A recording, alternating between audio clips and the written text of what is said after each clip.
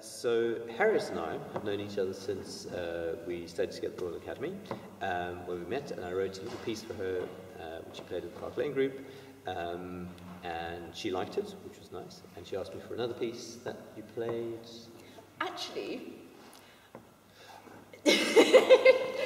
I met Rob because we were in symphony orchestra and we were playing one of his pieces, and it was a contemporary music concert, and I loathed all the pieces apart from his.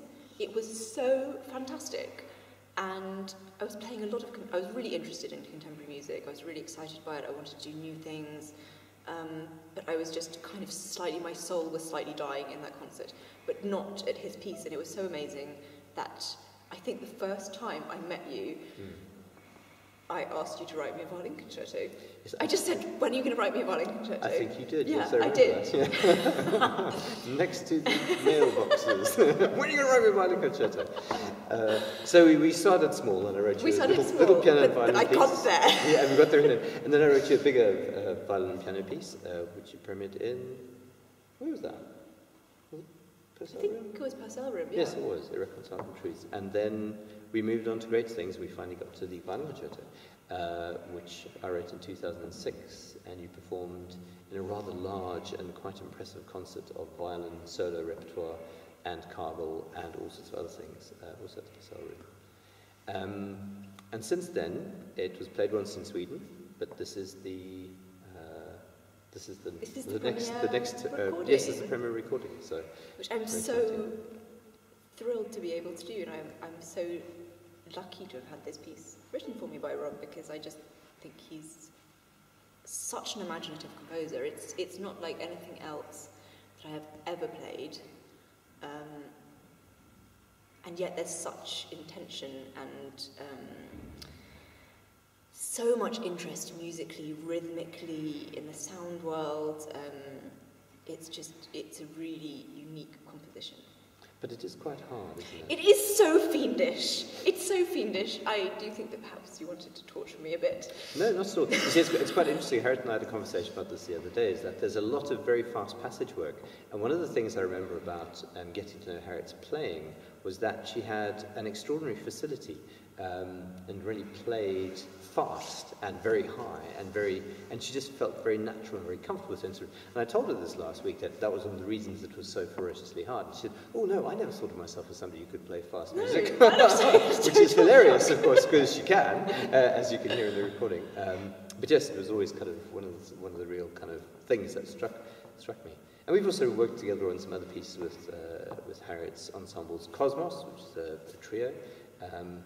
That does sort of world music. We're kind of classically trained, but we do world music and we improvise. And so Rob's piece had improvisation in it for us, which was great. And also with my duo Rhetorica, we're currently working on a really amazing piece, which we're doing looping for the first time, which is a really brilliant addition to the repertoire of violin. Really, it opens a whole new world, and Rob does it really imaginatively. Just sort of exploring electronics with the two violins, and of course Philippa, who's the other member of Rhetorica, was recording the Paul Patterson that you recorded yesterday. So lots of nice links. Lots of nice connections, yes.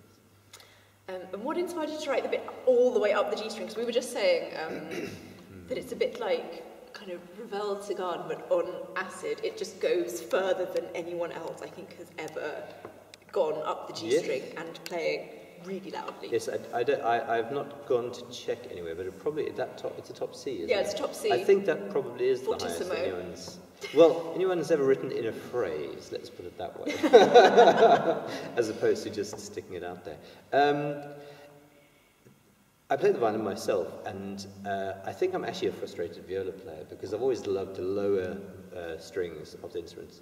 Of the violin, and the E string always kind of somehow wasn't really right. So yes, I probably should have played the viola, and I think it has something to do with that, the quality, the incredibly strained and intense quality of the G string. It's so powerful. That sound is like, it isn't like anything else when you're... Yes. That's exactly it. It isn't like anything else, and the sheer intensity of that sound, and also the violinist is at absolutely full stretch. You can't actually stretch any further on the instrument than way up there. So there's real intensity both in performance but in the sound as well, which I really enjoy. And I also love the rhythms that you're using, because, you know, having played so much contemporary music, I can say that some pieces are written really well and really clearly, and the rhythms have real intention. And occasionally there are pieces which have really complicated rhythms, but actually they could have been written in 4/4, and they don't really make sense.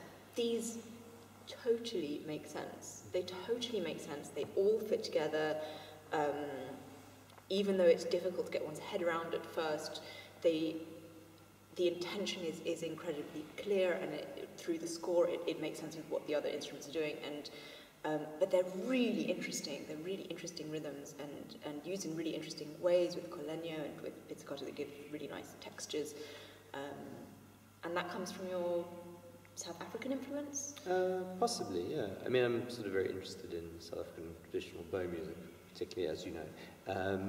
And that certainly rhythmically, I think a lot of my rhythmic work actually doesn't come from traditional music at all. Yeah. It's just, I suppose, just an interest in rhythm more broadly. And I think the thing about phrase and intention is very important with rhythm, because if rhythm is complex for the sake of complexity, it never really kind of comes off the page, I think.